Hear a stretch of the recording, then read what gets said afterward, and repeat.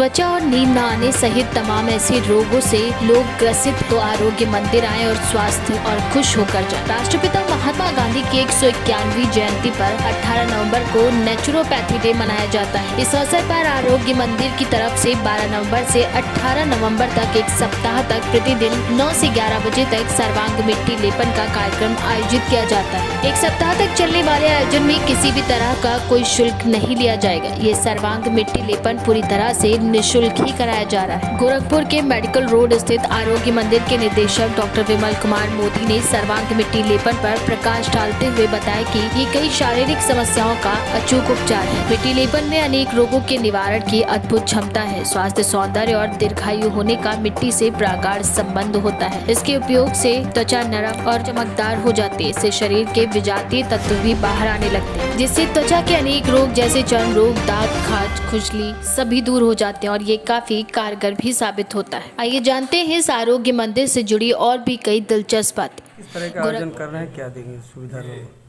191 महात्मा गांधी की जयंती है। सरकार ने 18 नवंबर को कार्यचिकित्सा दिवस पिछले 2 वर्ष पहले घोषित किया है। तो 18 नवंबर को कार्यचिकित्सा दिवस मनाने की परिकल्पना है। उस कल्पना को साकार करने के लिए 12 तारीख से 18 तारीख तक मिट्टी लेपन का कार्यक्रम है। रोज़ 9 बजे से 11 बजे तक जो भी आएंगे, जो जनता आएगी, उनको मिट्टी लेपन का लाभ मिलेगा। ये मुफ्त व्यवस्था है। इसके लिए उन्हें तौलिया, नहाने के बाद पहनने के कपड़े और आधार कार्ड साथ लेके आना चाहिए। ये रोज़ 12 तारीख से 18 तारीख तक होगा। मिट्टी लेपन से बहुत से लाभ हैं। मिट्टी लेपन त्वचा पे जब मिट्टी लगाई जाती है, हमारी त्वचा पे सकारात्मक बैक्टीरिया और नकारात्मक बैक्टीरिया, रोग कारक बैक्टीरिया और रोग निवारक बैक्टीरिया हमेशा रहते हैं। जब हम मिट्टी लगाते हैं तो रोग निवारक बैक्टीरिया नष्ट होते हैं, रोग निवारक बैक्टीरिया बढ़ते हैं और रोग कारक बैक्टीरिया नष्ट होते हैं। ये त्वचा रोग के लिए रामबाण चिकित्सा है। जैसे एक्जिमा, ल्यूकोडर्मा, सोराइसिस, फोड़ा फुंसी, खाज खुजली आदि बहुत जल्दी ठीक हो जाते हैं। ये नाड़ी तंत्र को भी बहुत मजबूत करता है। नाड़ी तंत्र को मजबूत करता है, नींद नहीं आने की तकलीफ को कम करता है, घबराहट, बेचैनी आदि को भी दूर करता है। इसलिए ये लाभ गोरखपुर की जनता को लेना चाहिए और अधिक संख्या में आना चाहिए। कितनी बार इसको इसका यूज़ किया जा सकता है? ये रोज़ लगाया जा सकता है। मेरे पास 12 तारीख से 18 तक लगाया जा रहा है। जनता को चाहिए कि रोज़ आए, रोज़ 7 दिन करवा के इसका पूरा लाभ लें। ये पिछले वर्ष भी मैंने करवाया था और मैंने 18 तारीख को 508 आदमियों की एक दिन में मिट्टी लेपन का रिकॉर्ड भी बनाया था, जिसको अंतर्राष्ट्रीय ख्याति भी मिली थी। और ये सब आप लोगों के चैनलों की सूचना से ही ये सार्थक हो पाता है, क्योंकि आप जितनी सूचना देते हैं उतनी लोग जनता को पता चलता है और हम जनता को लाभ पहुंचा पाते हैं। ये सारी व्यवस्था मुफ्त है। अधिक से अधिक जनता आए, मुझे खुशी होगी।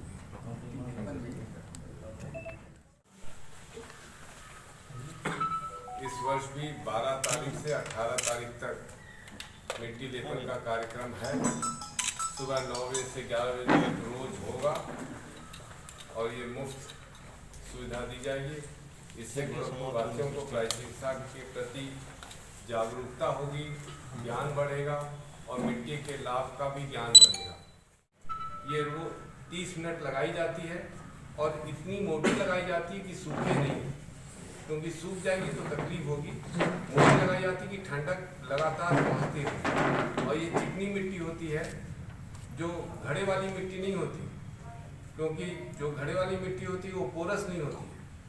जो मिट्टी का हम प्रयोग करते हैं वो 2 फीट नीचे ज़मीन से लेते हैं, क्योंकि जो कीड़े मकोड़े हैं वो 1 फीट तक ही नीचे जाते हैं, उसके नीचे जाते नहीं हैं। तो 2 फीट नीचे से लेते हैं और 1 फीट तक उसको इस्तेमाल करके निकालने के बाद उसको 2 दिन तक खूब अच्छी तरह धूप में सुखाते हैं कि जिसमें अगर उसमें कोई बैक्टीरिया हो तो वो उसका नाश हो जाए। गोरखपुर से केकेडी न्यूज़ संवाददाता प्रेमचंद चौहान की इस रिपोर्ट में। रामपुर में भारतीय किसान यूनियन अन्नदाता की मासिक पंचायत में उठा नलकूप कनेक्शन का सामान देने का मुद्दा प्रदर्शन कर प्रधानमंत्री को संबोधित ज्ञापन जिलाधिकारी को सौंपा गया। इस कार्यक्रम में पहले से तय कार्यक्रम के तहत भारतीय किसान यूनियन अन्नदाता से जुड़े किसान अम्बेडकर पार्क रामपुर में एकत्रित व पंचायत करने के बाद जोरदार प्रदर्शन किया। उसके बाद प्रतिनिधिमंडल जिलाधिकारी रामपुर से मिले और प्रधानमंत्री को संबोधित 5 सूत्रीय ज्ञापन सौंपा गया। इस मौके पर मोहम्मद फैजान, शहजमान खान, नसीब मियां, शावेज खान के साथ कई लोग मौजूद रहे। जी क्या मामला है? जी सबसे पहले मैं अपना नाम बतला दूं। मेरा नाम उस्मान अली पाशा है। मैं भारतीय किसान यूनियन अन्नदाता का युवा प्रदेश अध्यक्ष हूं। आज हमारी मासिक पंचायत थी जिसको हमने आयोजित किया। इसमें कई सारी समस्याओं पर चर्चा की गई और इसमें हमारे जिला अध्यक्ष मुशाहिद हुसैन, मंडल अध्यक्ष अब्दुल हफीज़ साहब, जिला उपाध्यक्ष शहजमान खां, महिला मोर्चा की जिला महासचिव जीनत खान जी और अन्य सभी पदाधिकारियों ने अपने विचार रखे और उसमें तय किया गया कि एक 5 सूत्रीय ज्ञापन माननीय मुख्यमंत्री जी को संबोधित ज्ञापन जिलाधिकारी महोदय को दिया जाएगा, जिसमें कई सारी समस्याओं पर चर्चा की गई। सबसे बड़ी समस्या हमारे ज़िले में भूमाफियाओं का जो अवैध कब्जे भूमियों सरकारी भूमियों पर कर रखे हैं, तो उस पर चर्चा की गई क्योंकि बहुत से भूमाफियाओं ने तालाबों पर कब्जे कर रखे हैं और अन्य तरह की भूमियों पर कब्जा कर रखे हैं, तो जिसकी वजह से जैसे तालाब पर कब्जा कर लिया तो पूरे गांव का पानी तालाब में जाता है, तो वो भूमाफियाओं ने तालाब पर कब्जे कर रखे, तो उससे समस्या हो रही है। तो उसके मांग हमने रखी है भूमाफियाओं से ज़मीन कब्जा मुक्त कराने की। हमारे देश के प्रधानमंत्री और उस समय भारतीय जनता पार्टी के राष्ट्रीय अध्यक्ष श्रीमान अमित शाह जी और हमारे देश के प्रधानमंत्री जो उस समय गुजरात के मुख्यमंत्री थे श्रीमान नरेंद्र मोदी जी, उन्होंने अपने चुनावी घोषणा पत्रों में और चुनावी जनसभाओं में बड़े ज़ोर शोर से कहा था 2014 के कि जैसे ही हमारी सरकार बनेगी हम सबसे पहला काम ये करेंगे कि किसानों को 14 दिन में, जो गन्ना एक्ट का प्रावधान है कि 14 दिन में किसान को गन्ना मूल्य भुगतान हो जाना चाहिए।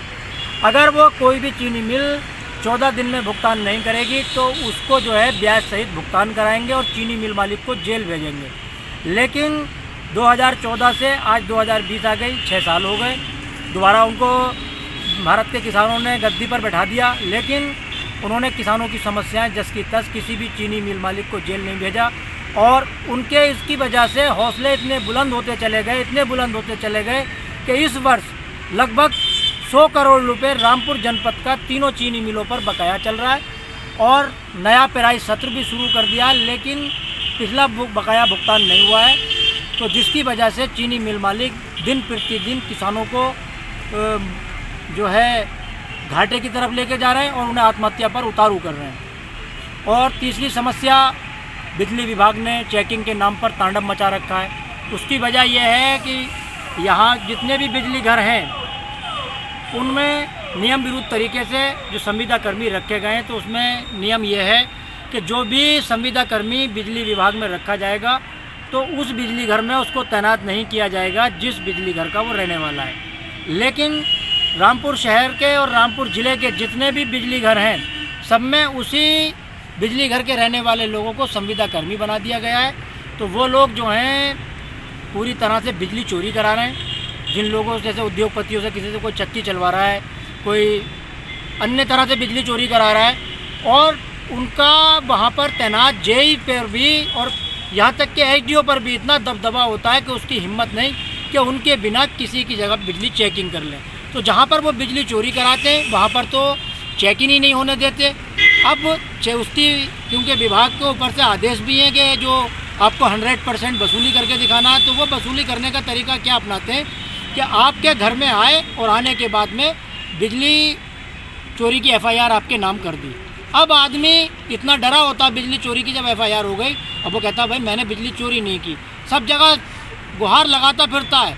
उसके बिजली विभाग के एक्शन के पास जाता है, एसडीओ के पास जाता है, यहाँ तक के एससी के पास जाता है या डीएम किसी के पास में भी जाता है, तो वो कहते हैं कि साहब आपने बिजली चोरी की है तो आपको जो है इसका वो भुगतान करना होगा। उधर से फिर जो बिजली का थाना एंटी पावर थेफ्ट बना दिया गया, वो आके उसको परेशान करने लगते हैं। मजबूरी में वो आदमी जो है जो चोरी का मुकदमा लिखा कर जो उस पर जुर्माना डाला तो वो बेचारा उसको जमा करता है।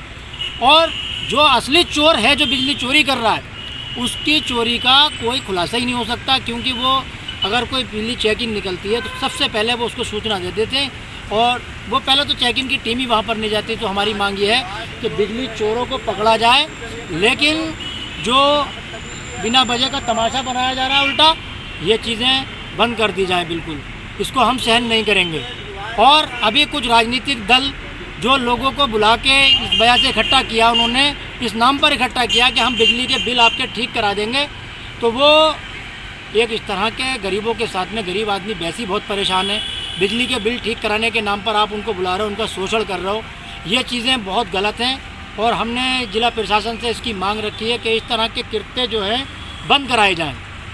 और एक उसमें अभी चल रहा है आधार कार्ड सेंटरों पे धांधली।